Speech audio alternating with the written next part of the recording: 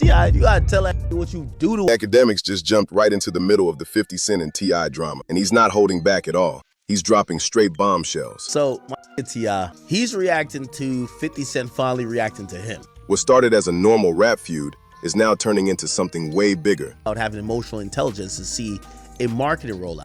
Like a full-blown docuseries exposing T.I.'s messy past. And if you remember what happened the last time 50 pulled a move like this, yeah, it got ugly real fast. I literally can't tell if these are all at 50. Things are heating up fast, seriously out of control. So let's break it down. A grudge that's been sitting for years just came back to life like it never left. T.I clearly raps better than the Sun, but in a diss song, it's about disrespect. Before we even touch what's going on right now, the diss tracks, the documentary threats, the wild disrespect, and Akademiks going non-stop like he's calling the biggest fight of the year, you need to forget everything you think you know about this situation. Because this beef, this is not new at all. This didn't just pop up because somebody said something slick in an interview. Nah, this runs deep, real deep, like almost 20 years deep. The kind of tension that's been sitting quiet, waiting for the perfect moment to explode and shake everything up. If you don't know the backstory, then you're only catching pieces, not the full picture. So now we gotta rewind all the way back to a time when both of these guys were at their peak and not playing with anybody. The tension between T.I and 50 Cent has been building for nearly 2 decades, and it didn't start from just one comment or one moment. This was built slowly, layer by layer, through regional pride, slick shots, legal talk, and 2 massive egos that refuse to back down. The hottest diss songs is the most disrespectful. That's the hottest bar. Both of them saw themselves as the top name in the game, and neither one was about to let the other take that spot without a fight. Atlanta versus Queens. The self-proclaimed king of the South going head-to-head with the guy who basically rewrote how hip-hop moves in the mid-2000s. On paper, these two didn't even need to clash, but in real life, this was always going to happen. It was never a question of if, it was just when it would blow up. This whole thing really starts back in 2007. T.I is coming off King, his 4th album, and he's moving like he owns the whole game. That project wasn't just music, it was a statement. He planted his flag and told everybody, "This my throne, step to it." He had everything going for him. Grammy nominations, platinum records, and the culture backing him heavy. He was sitting at the top, no debate. Then 50 Cent steps in during a Hot 97 interview with Angie Martinez, and yeah, he knew exactly what he was doing. He didn't say T.I.'s name directly, kept it smooth, real calculated. That's how 50 plays it early on. Quiet shots, but they land. He starts questioning the whole king title, saying, "How you gonna be the king? Who decides that? The fans decide that. You can't just call yourself the king." And just like that, the tension was in the air. T.I, you gotta tell that what you do to him. Even back in 2007, when the internet wasn't what it is now, people caught that immediately. Everybody knew who that was aimed at. T.I definitely heard it too. No way he missed that. But that moment, that was just a warm-up, just a light jab before things got serious. The real escalation came in 2008, and it hit through a G-Unit track called You So Tough. Around that time, T.I was dealing with a major federal case, serious charges tied to weapons that could have changed his whole future. He ended up serving about a year, which had people talking already. Then 50 jumped on the track and started questioning how that situation played out, putting the spotlight on it and letting listeners connect the dots for themselves. And just like that, things went from tension to full-blown conflict real quick. That whole snitch narrative, yeah, it stuck instantly. The talk that Tip worked with federal authorities to secure that deal spread fast and hit hard, like a stain on a clean white tee that just won't come out no matter what. From that moment, it followed T.I everywhere for years, becoming part of the conversation whether people liked it or not. And one thing about Tip, he's not the type to just sit there and let that slide. Yo, King, when you hear this, don't get a big head, bro. Pause. Then 2010 hits and things get messy again. T.I and Tiny catch a drug case, pills and weed involved, and on top of that, T.I ends up serving another 11 months for a parole violation. And 50, he wasted no time going right back to that same pressure point like it never healed. He publicly questioned why Tiny didn't take the charges, basically stirring everything right back up and putting T.I. under the spotlight again. T.I. wasn't about to stay quiet though. He came back with a response that was sharp, direct, and personal, making his stance clear in a Vibe cover story and calling that whole line of thinking out for what it was. Then 50 jumped back in, taking it to Twitter and breaking things down his own way, keeping the tension alive for everyone to see. It was back and forth, real tension, no filter. Eventually, things cooled off. Through a mutual connection, they managed to squash it, and 50 even told Vibe the issue was dead. And for a while, it really looked like it was over. No shots, no drama, just silence. Fast forward about 10 years, and the world is on lockdown. Everybody's stuck at home, and Versus takes over the culture. Timbaland and Swizz Beatz created a space where artists could go head-to-head, hit for hit, live on Instagram. It was fun, competitive, and everybody was locked in watching. And T.I., always ready to prove a point, saw the moment and took his shot. On July 6, 2020, 50 Cent's 45th birthday, he jumped on Instagram Live and called him out directly with 20 songs. Let's see what you got. And just like that, the quiet tension started making noise again. And 50 says, remember how quiet I got before the Diddy doc? Dame thought I wasn't coming. He even dragged up that old Kanye versus 50 chart battle, the one where 50 took a public loss and later said it pushed him to step back for a bit. That wasn't just a random mention, that was a slick flex dressed up as an invite, like come outside and prove it, show everybody what time it is. But 50, he wasn't going for it at all, not even a little. He straight up clowned the whole idea in public, brushing it off like it was nothing. Later on, he doubled down in an interview, basically saying Versus didn't even make sense anymore once the world opened back up. To him, it was dead already. So there was no battle, no real back and forth, just 50 moving how he always moves, calm, calculated, and completely unbothered by whatever noise was being thrown his way. Meanwhile, Tip kept applying pressure. Radio shows, interviews, public appearances, he kept bringing it up over and over like it was unfinished business that needed to be handled. And here's where it gets interesting. According to T.I., speaking in February 2026 on the $1 Million Worth of Game podcast, the two of them had actually agreed behind the scenes while they were in LA doing shows together. But then he claims 50 switched it up and acted clueless once cameras were rolling. Now, whether that's the full truth or just how Tip sees it, that part stays between them. What's clear is this, that Versus moment never happened and stuck with T.I. heavy. It didn't just fade away. It sat there, building pressure over time, turning into something way bigger than just a missed battle. Then February 2026 hits, right in the middle of T.I.'s Kill the King rollout, and everything explodes again. On the Nightcap podcast, February 6th, sitting with Shannon Sharp and Chad Johnson, T.I. put it all out there. He said he'd been trying to lock in that Versus, but 50 was avoiding it, straight up called him out and said he was ducking. 50 heard it too, and instead of jumping on the track or hitting the booth, he chose a whole different way to respond. He didn't jump in the booth. Nah, 50 came with receipts instead. Old Crime Stoppers clips, courtroom footage, even testimony tied to a 2006 murder case connected to someone in T.I.'s circle. All of it thrown online at once. And the caption? King Rat. Yeah, that set everything off instantly. T.I. wasted no time firing back. He came in strong, saying only one of them had real paperwork out there, and claimed he had proof to back it up. Now it's just not music anymore. It's personal, it's messy, and it's all out in the open for everybody to see. They're gonna ask you about your 20 sexual assault cases. Then February 22 hits, and things go even further. 50 jumps on Instagram and posts an unflattering photo of Tiny. He tried to play it off like he wasn't being disrespectful, saying he just wanted T.I. to stop mentioning him and move on. But the internet didn't see it that way at all.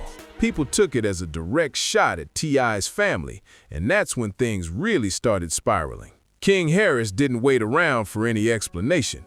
He jumped in fast and made it personal, bringing up 50's late mother, Sabrina, who passed away years ago in a house fire. That move made everything way more intense, crossing into territory that had people shocked. 50 responded how he usually does, Memes, jokes, and trolling energy all over the place. He compared King to Pepe the Frog and kept things online instead of turning it into music, leaning fully into that internet style he's known for. And somehow, it kept expanding. Even Tina Knows, Beyoncé's mom, got pulled into the situation after showing support for Tiny, which grabbed 50's attention too. At this point, it wasn't just a rap issue. It felt like everybody was getting involved. Then the music started dropping non-stop. T.I came through with multiple tracks, turning up the pressure, while his circle stayed active online. King Harris even appeared in a video wearing a shirt featuring 50's late mother, which had people talking heavy. And to make it even louder, Rick Ross stepped in publicly and supported the move, adding more fuel to an already out-of-control situation.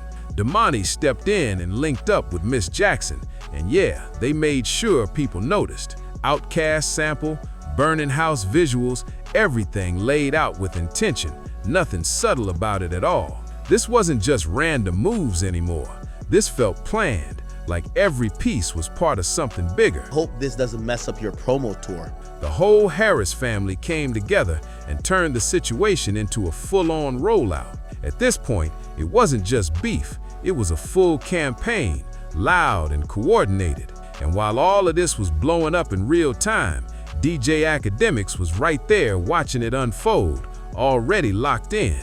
Because if this was about to be the first major hip-hop clash of 2026, he was making sure he was front and center breaking it all down. Every move, every response, every messy moment, he was on it like it was a live event. Now here's where context matters. Akademiks, born George Asanovich, didn't start the situation and hasn't directly dissed either side. But what he has done is turn the entire thing into something people can't stop watching. Through his streams, clips, reactions, and non-stop commentary across platforms, he's made this feel bigger than just a rap feud. It's like people are tuning in daily just to keep up. He's given full play-by-play energy, breaking down diss tracks, reacting to Instagram posts, catching small details people might miss, and even scoring rounds like it's a fight. He's also explaining the deeper layers for casual listeners who don't always catch the hidden shots or history behind certain lines. That's why his coverage started going crazy in February 2026. People wanted that breakdown. And then he made a comparison that instantly clicked for a lot of people. He brought up Drake versus Kendrick, not randomly, but because the energy felt similar in a certain way. Because think about it. You've got someone who built a reputation being dominant, calling shots, ending runs, turning names into jokes that stuck for years. And now the question is different. Now people are watching to see what happens when that same person is on the receiving end of pressure. Can they handle it the same way they used to dish it out? That's the tension everybody's locked in on right now. People are watching this like they're waiting to see a king get knocked off the throne. That's the energy right now, no question. And Akademiks, he picked up on that instantly. After having a front row seat to the Drake versus Kendrick situation and seeing how much that boosted everything around him, he leaned all the way into that same framing and never let go of it.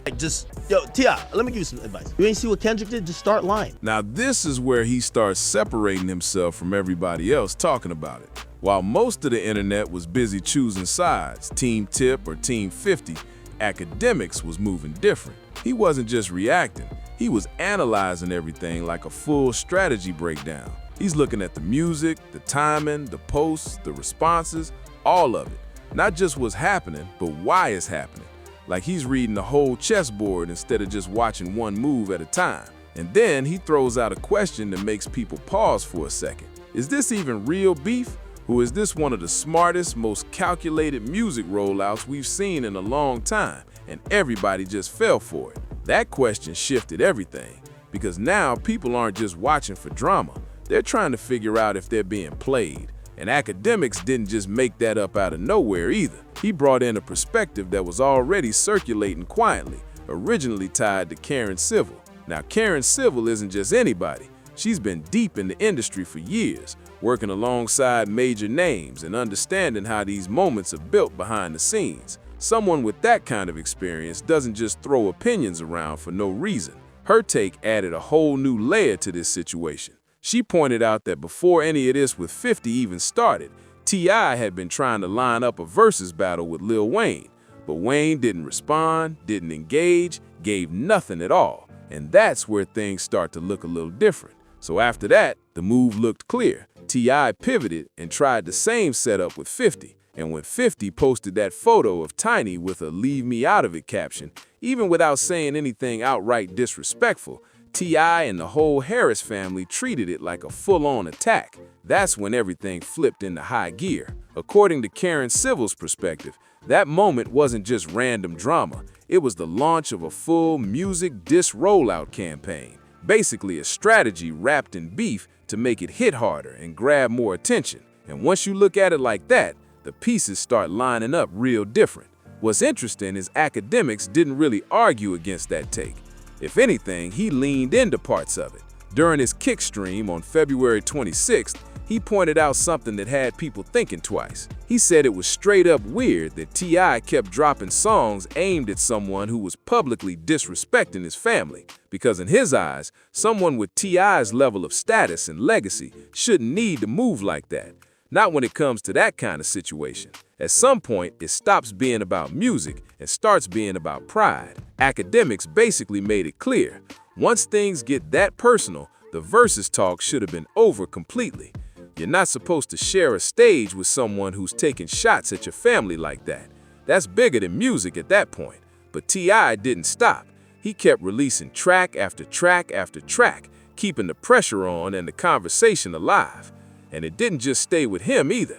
The whole circle started getting involved more and more. Even 50 noticed the pattern. Seeing all that music drop back to back, he reportedly called it out, saying T.I. knew exactly what he was doing, pushing records through the drama. And looking at the numbers, that take started to hit different, because Kill the King actually saw a real boost in streams and sales, a noticeable jump that his recent projects hadn't been getting on their own. And that right there added a whole new layer to the conversation. You making a diss song in 2026? This ain't back in 2004 where you... At the end of the day, the beef was doing exactly what it needed to do. Real or not, it was working. The numbers were going up, the streams were climbing, and the attention was locked in. And one thing you can't argue with, numbers don't lie. But here's where Akademiks really separated himself from everybody else just reposting clips and chasing views. He kept circling back to one thing, a very honest, very direct critique of the music itself. And he wasn't coming at T.I.'s legacy sideways when he said it. He was just calling it how he saw it. He kept it real, no sugarcoating, no bias. Because the truth is, T.I. has been approaching these diss tracks like a true craftsman. Every bar is calculated, every line polished, like someone who still takes pride in being seen as a lyricist, a real wordsmith. You can tell he's putting effort into the structure, the delivery, the meaning behind it all. And in a different setting, that would hit heavy. But in a diss track battle in 2026, that approach might not land the same way. The internet moves fast, attention spans are short, reactions are instant, and if something doesn't hit immediately, people scroll right past it. That's just the reality now. And that methodical, layered style, it can end up missing that explosive moment people are looking for. Akademiks pointed that out, and honestly, it made sense, because when you look at what really goes viral in these situations, it's not always the most complex bar. It's the line that shocks people, the one that makes everybody stop, rewind, and start texting it around. Think about moments that took over timelines. It wasn't about being the most technical, it was about being the most unforgettable, the kind of line that feels bold, risky, and impossible to ignore. And that's where T.I. wasn't fully connecting, not because he lacked skill, far from it, but because he wasn't delivering those instant, hard-hitting moments that dominate the internet conversation. Akademiks, despite respecting everything T.I. has done, wasn't about to pretend otherwise. He called it straight, no filter, because in a moment like this, impact matters more than perfection. Akademiks even started low-key coaching T.I. live on stream. No request, no warning, just giving out game for free. He told Tip straight up to study the Kendrick playbook. Get more raw, more personal, more direct. Stop rapping like you've got a clean image to protect. Because the audience, they're not here for safe bars. They're waiting for that one line that changes everything. The kind of line that hits so hard it can't be taken back. The moment that ends the round instantly. And Akademiks made it clear, until T.I delivers that, he's not really winning online. Even if, on a technical level, he might be the better rapper. And here's the twist that caught people off guard. The one Akademiks said was actually winning the internet was King Harris. Yeah, T.I.'s son. He gave him full credit on stream, no hesitation. Said King was coming with the most disrespectful, unfiltered bars out of everyone involved. He was saying the things T.I wasn't willing to say, taking risks, crossing lines, and delivering those moments that make people stop scrolling instantly. While T.I was focused on deeper themes, legacy, principles, real-life experiences, King was going straight at 50 with aggressive, in-your-face energy, the kind that feels unpredictable and gets people talking fast. And when you really look at that dynamic, it says a lot. T.I, the established legend, the one with a reputation, a brand, and a legacy to protect, was moving carefully, keeping things calculated, polished, controlled. But King, he had nothing holding him back. No image to maintain, no long history to protect, no pressure to play it safe. So he was swinging freely, taking bold shots, and creating the kind of viral moments that actually drive attention. That contrast became a big part of the conversation. People started noticing that the energy around this whole situation wasn't just coming from T.I alone. It was the entire family involvement that made it feel bigger, louder, and harder to ignore. And looking at how everything played out, the numbers started telling their own story. The attention, the streams, the engagement, it all pointed to one thing. Kill the King was getting a boost that traditional promo alone probably couldn't have pulled off. Not just because of the music, but because of the spectacle around it. The drama, the responses, the family stepping in, it all combined into something that kept people watching non-stop. At a certain point, the whole Harris family became the main storyline. It wasn't just about T.I anymore. Everybody around him was part of the moment, and that's what kept people locked in. Meanwhile, 50 Cent, he was moving on a completely different level, and Akademiks kept pointing that out over and over. Even while giving T.I.'s side credit for dominating the rap angle, he made it clear that 50's overall position was almost untouchable, because while all the music and back and forth was happening, 50 was publicly brushing it off like it didn't even matter, posting things like, "I'll take these L's, law, GLG," acting like he wasn't even in the same game. But behind that, he was making sure everybody saw his real wins. NAACP Image Award victories for Power Book 3, Raising Kanan, finished production on Fightland, dropping a theme track with Leon Thomas that still had a little edge to it, but nothing that would drag him into a direct music battle. Every move felt calculated. And this is where it gets real interesting, because that right there, that might actually be what winning looks like in 2026. You don't jump into a straight lyrical war. You don't give your opponent a clean stage where everything can be judged, compared, and scored. Instead, you control the narrative. You troll, you post, you stay visible, but on your terms only. 50 wasn't trying to trade bars. He was letting memes fly, keeping things light publicly, while his business moves and TV empire kept stacking up in the background. That way, there's no scoreboard, because he never officially steps into the ring. And when he does touch music, it's strategic. Not a full diss track, but something tied to a bigger play, like a theme song connected to a project that's already winning. So he's still speaking, but without risking anything. Akademiks even compared this approach to how Drake moved during the later stages of his situation with Kendrick. Once you've been on top for so long, the crowd starts shifting. People stop rooting for you and start watching for the moment somebody finally challenges you. And that's 50's situation right now. He's been dominant for so long, running through opponents, that people are actually excited to see someone push back. That alone changes how everything is being received, no matter what move he makes. But Akademiks kept stressing something important. 50 not caring about the music, not caring about who's winning rounds, not even caring about the rap scoreboard.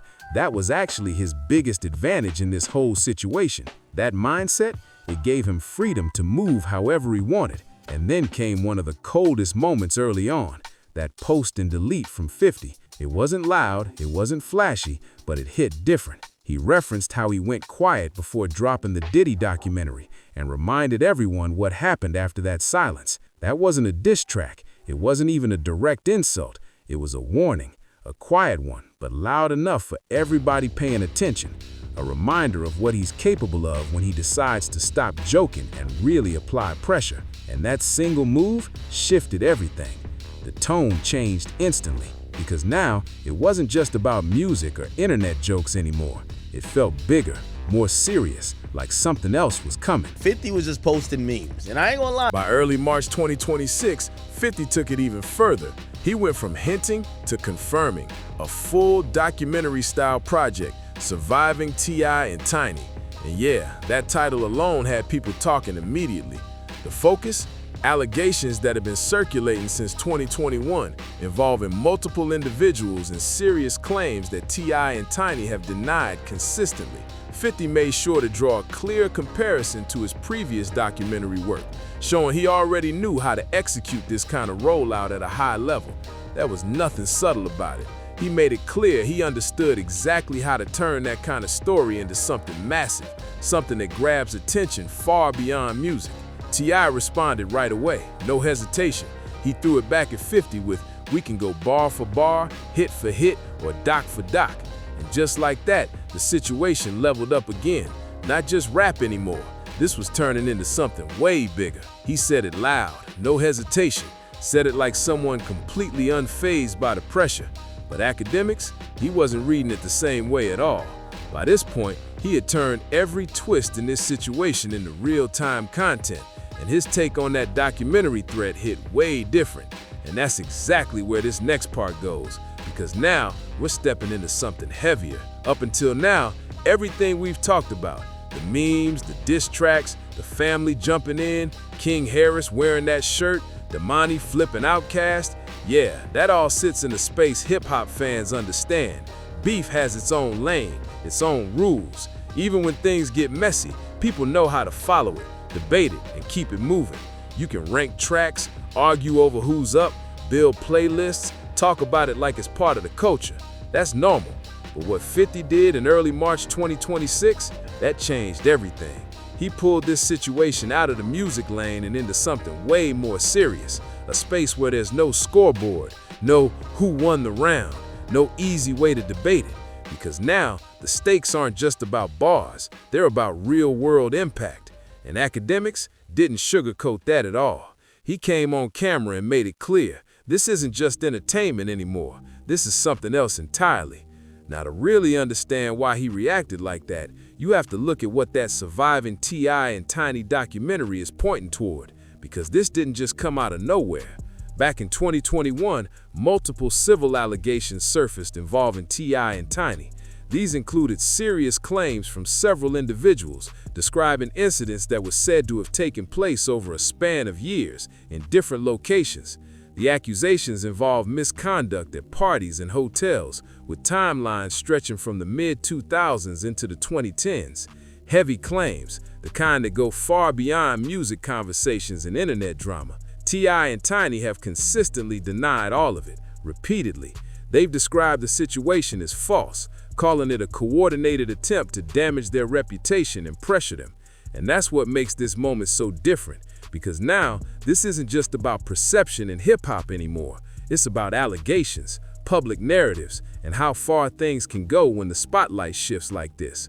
Some of those lawsuits, they've already been thrown out, and in at least one situation, an accuser was even ordered to cover legal fees after the case got dismissed. But don't get it twisted, the legal situation is far from over, not even close. There's still an active civil case from 2024 involving a Jane Doe, described as an Air Force veteran, connected to an alleged 2005 incident at a nightclub in Los Angeles. And that one, it hasn't been fully dismissed. A trial date is still sitting on the calendar for June 2026 for the claims that move forward. On top of that, law enforcement did look into at least one case back in 2021, but no criminal charges were filed, with the statute of limitations being the main reason it didn't go further. So as it stands, no criminal convictions. But civil court, that's still in motion. And that's exactly where 50 is aiming all the attention. He didn't keep that quiet either. That post and delete, the internet caught it instantly before it disappeared. Screenshots everywhere. And the way he framed it, I hope this doesn't mess up your promo tour. That wasn't random. That was a calculated callback to a strategy he's already used before, because he knows how to turn these kinds of situations into major public moments. He's done it before, and he made it clear he's ready to do it again. Akademiks saw that and immediately shifted tone. On stream, he said it straight. T.I better cut the rapping out and get a lawyer. They might even have to sue 50. That wasn't hype talk. That was a real warning.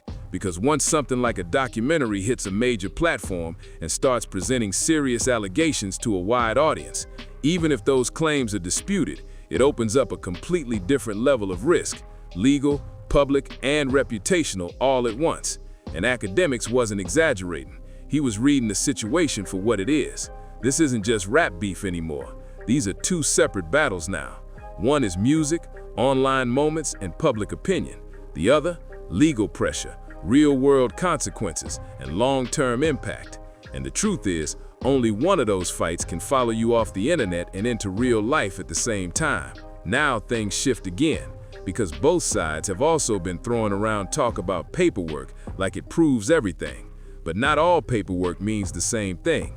And that's where this next part gets serious, figuring out what's real, what's proven, and what's just performance dressed up to look official. 50 Cent has been pushing that same angle hard, posting old Crime Stoppers clips, courtroom footage tied to a 2006 murder case involving someone from T.I.'s circle, and stamping it with King Rat like it's proof of something deeper. He's also pointing back to that weapons case, multiple firearms, silencers, serious charges that could have led to a much longer sentence, and implying that the outcome came from cooperating with authorities. That's the narrative he keeps running with. But T.I hasn't stayed quiet about it. Not now, not ever. He's been pushing back on that claim for years, publicly dropping his federal inmate number and challenging anyone to show real proof that his actions led to someone else going to prison. And so far, nobody's been able to point to a confirmed case. From the official side of things, his plea deal was based on a guilty charge for possession. The Crime Stoppers appearance has been described as part of community service, and there hasn't been any verified federal documentation showing him listed as a cooperating witness. Now flip the situation. T.I and King Harris have been throwing their own accusations back, saying they've got paperwork tied to 50 Cent involving the 2009 situation connected to Lodi Mac and Jimmy Henchman. Claims about supposed federal reports suggesting 50 gave information to investigators. But here's where things get shaky. Those specific documents, they've been widely reported as fabricated. Law enforcement sources pushed back on them, and a 2019 TMZ investigation also stated that no such report was ever officially filed. No verified record of 50 being listed as an informant or providing statements in that case. And when it comes to Jimmy Henchman's life sentence, that came from an entirely separate set of evidence. Nothing that's been publicly confirmed ties it back to 50 in any official capacity. So now you've got both sides throwing around serious labels and paperwork. But when you actually break it down, a lot of what's being pushed publicly doesn't line up with verified records. And that just adds another layer to how complicated and messy this whole situation has become. When you really break it down, both sides throwing around paperwork claims. That's straight hip-hop theater. Neither side has come forward with documents that truly hold up under real scrutiny. What's actually being used here isn't solid proof. It's the idea of proof, the suggestion, the threat, the implication. And in rap beef, that alone can hit just as hard as facts, because accusations spread fast, way faster than any correction ever will. Akademiks has been calling 50 diabolical in this situation for a reason. Not because he's morally right, but because he understands how to control a narrative better than almost anyone. He knows how to push a story, shape perception, and get people talking without needing to fully prove anything. That's a different level of strategy. And here's the key part. That documentary threat, it doesn't even need to drop to have impact. The damage is already happening just from the idea of it existing. From this point forward, every interview T.I does, every appearance, every promo run, someone is going to bring it up. That question is now attached to his name in the public space, and that's exactly how 50 designed it. This is where Akademiks really separates himself from the rest. He's not just watching the music, not just reacting to diss tracks, he's analyzing leverage. And that's a completely different scoreboard, because when you look at it that way, this situation isn't balanced at all. The stakes are not the same. T.I., he's fighting for something real, his legacy, his final album, how he's viewed as a man, a father, a husband, his place in hip-hop culture. Every move he makes is tied to protecting and defining that identity. Every track is part of that effort, and that's meaningful, but it also puts him in a vulnerable position, because someone like 50 knows exactly how to use that against you. 50, on the other hand, he's not fighting from that same place. He's not trying to prove anything. He's not chasing validation. His position is already secured. We're talking about someone with a massive business empire, major media success, and money that stretches far beyond music. So when he steps into something like this, it's not about survival or legacy. It's about control, timing, and impact. And that difference, that's what makes this whole situation so uneven and unpredictable. 50's empire is still moving strong. The power universe on Stars is still active, still bringing in attention. His Diddy documentary already showed what happens when he decides to point a camera at somebody and turn it into content. That's not theory, that's proven. So when all this started popping off, 50 was in a position where he could absorb everything. Diss tracks? Cool. Family getting involved? No problem. King Harris wearing that shirt? Still doesn't touch anything he actually values. None of it slows him down. And that's what makes this dynamic so tricky.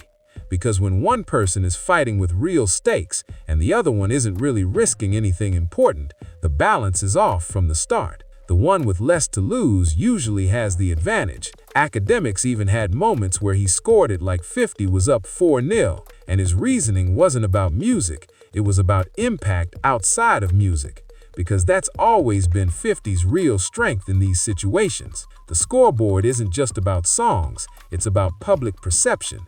It's about who controls the narrative, who gets the last laugh, who shapes how people remember the situation. And in that space, calculated, ruthless moves tend to win more often than clean, principled ones. History backs that up too. You can look at past situations. People who tried to go head-to-head with 50 in that lane usually didn't come out looking better. That pattern has been there for years. But let's break it down the way Akademiks would. Let's actually look at both sides clearly. T.I.'s short-term position? It's real. No denying that. Kill the King saw a noticeable boost in streams and sales because of all this attention. The momentum worked in his favor. On top of that, his sons gained visibility with a wider hip-hop audience. People who didn't know them before are now paying attention. And the constant flow of content kept T.I. right in the center of the conversation week after week. T.I. won the rap rounds. Akademiks said that clearly. No hesitation. The music side, him and his family showed up strong.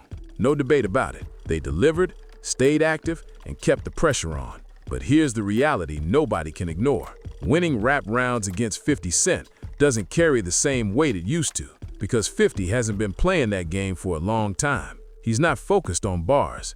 He's focused on everything around the music, and that's where he's most dangerous. What he's using right now, the documentary threat, the promo tour pressure, bringing attention to unresolved civil allegations. That's not something you can counter with a diss track. You can't out-rap that kind of move. There's still a June 2026 civil trial on the calendar. Some cases have been dismissed, sure, but not everything is fully resolved. That means this situation isn't going away anytime soon. And every time T.I. steps out to promote Kill the King, he's walking into the same setup.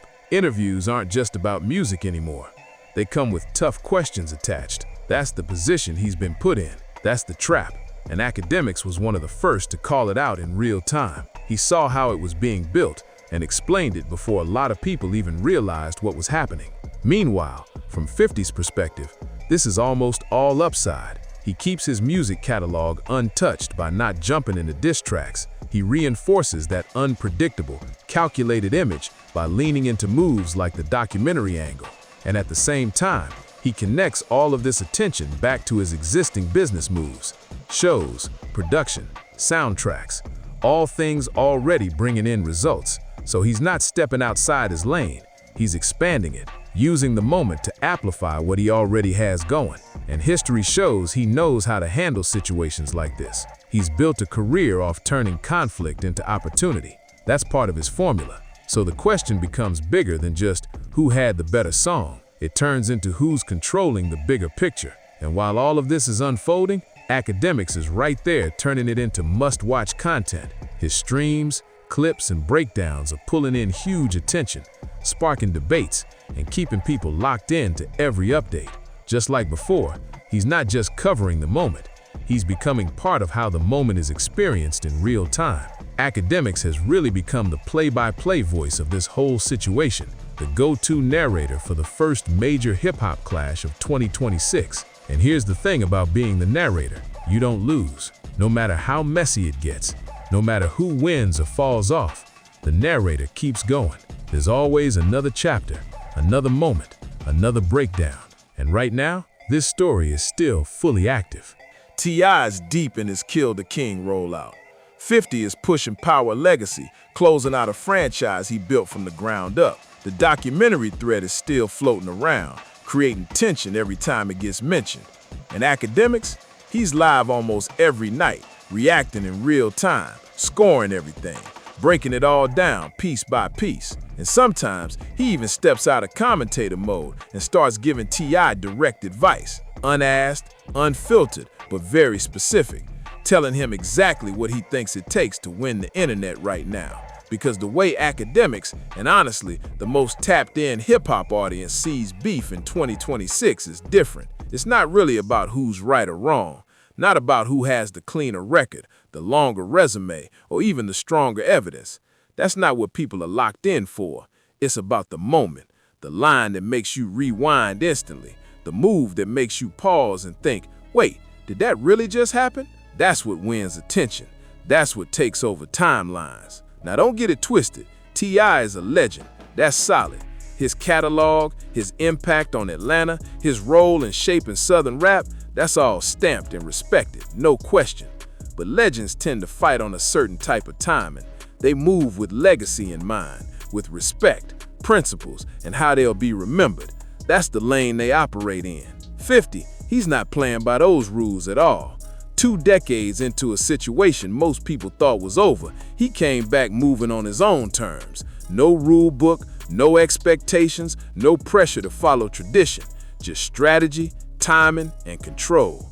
And that's what makes this whole clash feel so unpredictable right now. That means no rules, no mercy, no concern for how the audience is scoring rounds. And now with a documentary lens aimed straight at one of the most serious and legally active chapters of T.I.'s life, this whole situation is crossed into a completely different space. Akademiks watched it all in real time, broke it down piece by piece, and through all the noise, the diss tracks, the family involvement, the memes, he cut straight to the point. The game has changed.